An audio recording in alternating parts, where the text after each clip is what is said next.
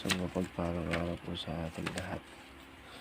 Sa mga nagnanais po na magpatawas o magpagamot, message lang po tayo sa messenger ng Batang Lingkod, Pet Healer, at ilagay niyo po lahat ng inyong nararamdaman. At para matawas po natin kayo, at like, share, and follow na rin po ng ating page para mas marami pa tayo matulungan na tao.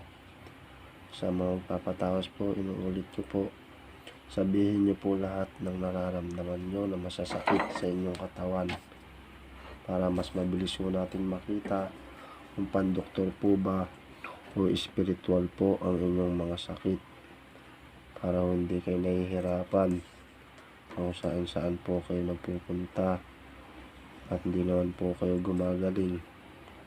Message lang po tayo sa ating tanggapan o Facebook page. Sa mapagpalang araw po sa ating lahat. God bless po.